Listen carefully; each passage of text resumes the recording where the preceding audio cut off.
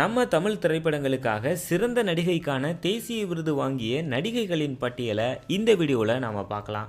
உங்களை அன்போடு வரவேற்பது உங்கள் தமிழ் சேனல். தமிழ் சினிமாவில் முதல் முறையாக 1976ஆம் ஆண்டு சில நேரங்களில் சில மனிதர்கள் திரைப்படத்துக்காக லட்சுமி சிறந்த நடிகை என்ற தேசிய விருதை வாங்கியிருக்காங்க. இந்த படத்தில் அவங்க கங்கா அப்படிங்கிற கதாபாத்திரத்தில் தன்னுடைய சிறப்பான நடிப்பை வெளிப்படுத்தியிருப்பாங்க. 76க்கு பிறகு 79ல் பசி என்கிற திரைப்படத்தில் குப்பம்மா கதாபாத்திரத்தில் நடித்ததுக்காக ஷோபா இந்த விருதை வாங்கியிருக்காங்க.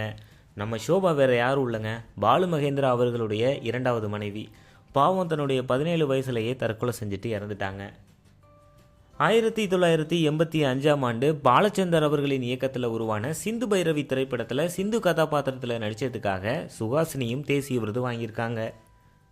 87ஆம் ஆண்டு பாலு மகேந்திரா அவர்கள் இயக்கத்தில் வெளியான வீடு திரைப்படத்தில் சொந்த வீடை கட்டுறதுக்காக ஒரு நடுத்தர குடும்ப பெண் எவ்வளவு கஷ்டப்படுறாங்க அப்படிங்கிறத யதார்த்தமாக வெளிக்காட்டிய அர்ச்சனாவுக்கு சிறந்த நடிகைக்கான தேசிய விருது கொடுக்கப்பட்டிருக்கு.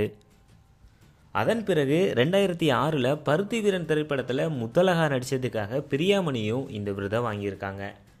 அதுக்கப்புறமா 2010ல் தென்மேற்கு பருவக்காற்று திரைப்படத்தில் வீராயி அப்படிங்கிற கதாபாத்திரத்தில் நடித்ததுக்காக சரண்யா பொன்வண்ணன் சிறந்த நடிகைக்கான தேசிய விருதை வாங்கியிருக்காங்க.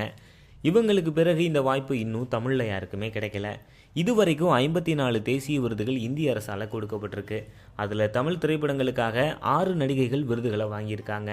இந்த செய்தியை பற்றின உங்களுடைய கருத்துக்களை கீழே உள்ள கருத்து பெட்டியில் மறக்காமல் பதிவு பண்ணுங்கள். மேலும் இது போன்ற சினிமா செய்திகளை நீங்கள் தெரிந்து கொள்ள சப்ஸ்கிரைப் பண்ணுங்கள் உங்கள் தமிழ் சேனல்.